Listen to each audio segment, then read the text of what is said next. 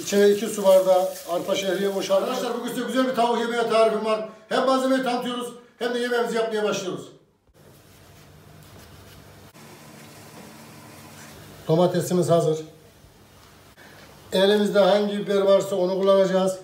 Çok fazla malzeme arayışına girmeyeceğiz. Ben özellikle elimde bulunan biberlerin çeşitlerinden kullanıyorum.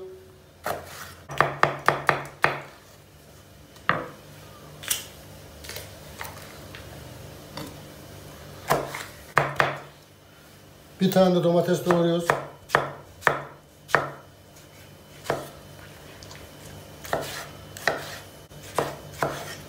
Elimde soğanların ufağı vardı. Onları soydum. Onu kullanacağım. Elinizde ufak soğan yoksa şöyle bir tane orta boy soğanı doğrayıp kullanabilirsiniz. Paketleri tencerenin dibine bir yerleştiriyoruz. Buna yağ vesaire hiçbir şey dokundurmuyoruz. Sadece şöyle bir tuz serpiyoruz. Başka da hiçbir şeye gerek yok. Şimdi bunu ocağa vuracağız. Bu ocakta pişerken biz ne yapacağız? Diğer malzemesini hazırlayacağız. Şöyle ocağın altında göstereyim. Orta ateşe getiriyorum. Kapağı kapatıyorum. Her 3-4 dakikada bir çevireceğiz. Hemen şöyle arkadaşlar tavukların her tarafını ne yapacağız? Bagetlerin her tarafını çevire çevire mühürleyeceğiz. Mühürleme işi bittikten sonra ocağın altını kısacağız. Buharın da tavuğun pişmesini sağlayacağız. Şöyle bir daha göstereyim. Orta ateşim biraz üstünde. Az bir şey daha kısayım. Tam orta ateşe aldım. Kapağı tekrar kapatıyoruz.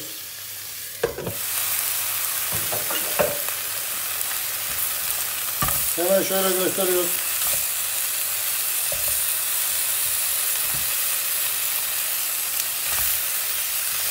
Mühürlenmemiş yerlerini çeviriyor.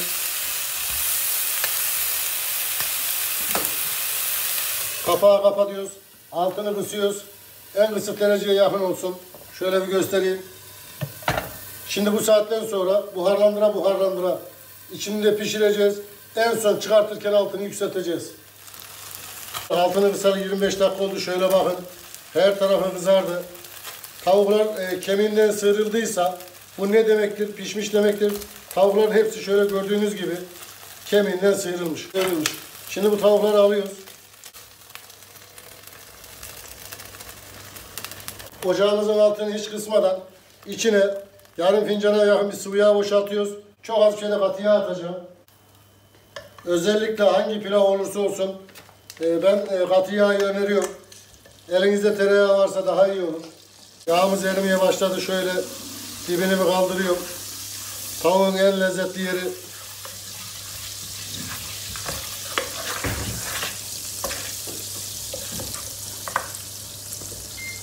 Şöyle fazla değerli olan yerini alıyorum. Tam bu aşamada az önceki göstermiş olduğum soğanları atıyorum. Ocağımı orta ateşe alıyorum. Tekrar buna kapak kapatıyorum. Soğanlar içinde bir karamelize yapacağız. Şöyle bakın arkadaşlar. Soğanlar rengini kaybetti. Tam bu aşamada içine biberini atıyorum.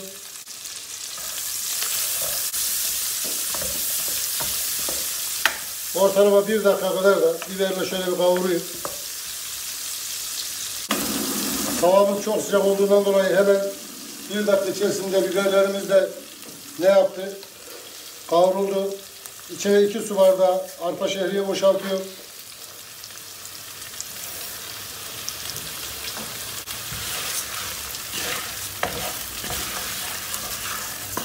Arpa şehriyeyi de şöyle bir ortalama 5-6 dakika bir kavuracağız. Ocağımı hemen orta ateşe alıyorum tekrar. Biraz kavuralım arpa şehriyeyi. Şöyle bakın arkadaşlar. Şehriyemiz rengini kaybetti. Tam bu aşamada domatesini döküyoruz.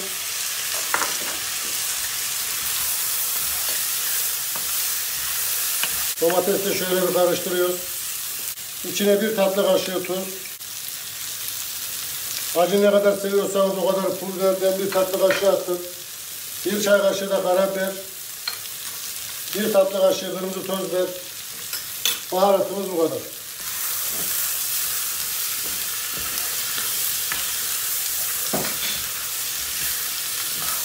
Şöyle bir daha karıştırıyoruz. Şimdi sıra geldi en önemli püf noktasına. O da ne arkadaşlar? Su oranı. Suyu 1'e 2 vereceğiz. 2 bardak arpa şehriye, 4 bardak su. Şehriyeyi hangi bardakla verdiysek suyu da aynı bardakla vereceğiz. 3. bardak suyumuz. 4. bardak suyumuz. Arkadaşlar korkmayın. Kesinlikle su size fazla gibi görünebilir. Su fazla değil. Tarif sapmaz, şaşmaz. Şu kaynamayı bir göreceğiz. Bagetleri üstüne atmıyorum. Sebebi de buhar ne yapıyor? Bagetleri beyazlaştırıyor. Yemek daha lezzetli olur üstüne atsak. Yalnız yemeğin görüntüsü bozuluyor. Onun için üstüne atmayacağım. Kapağı kapatıyorum. Altını kısıyorum. Altını da şöyle bir göstereyim arkadaşlar. Biraz daha kısacağım. Ortalama pişme süresi 15 dakika. Şimdi 15 dakikayı tutacağız. Şöyle bakın arkadaşlar. Tam 15 dakika geçti. Dibinden çıtırtı sesleri geliyor. Şuradan ben kontrol ettim. Şöyle baktığınız zaman dibinde su olmayacak. Görüyor musunuz? Dibinde hiç su yok. Bunun hiç buharını kaçırmıyoruz. Hemen kapağı kapatıyoruz. Ortalama bir 10 dakika dinlendireceğiz. Altında kapatıyoruz. Arkadaşlar şöyle bir gösterelim. Pilavımızı dinlendirdik. Görüyor musunuz? Arpa şehriyeler nasıl şişmiş. Şöyle soğanlara bakın. Bir tane dağılma yok. Şöyle bir de karıştıralım. Size ben pilavın suyunu verirken ne demiştim? Arkadaşlar bu normal pilava benzemez. Korkmayın. Suyunu verin. 1'e 2 verin. Bunlar 30 yıllık tecrübe. Kesinlikle mahcup düşmezsiniz. Hemen şöyle bir tabağımıza dolduralım. Yağlı yağlı mis gibi. Yemeğe doldururken tabii benim kendi ağzım sulanıyor.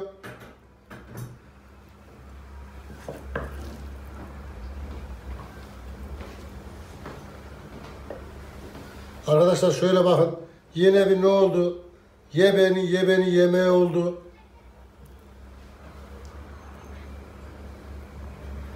Soğanlar da çok güzel yakıştı içine. Bagetler rengini kaybetmesin diye ne yaptım? Buharına koymadım. Şöyle bagetleri de koyalım üstüne.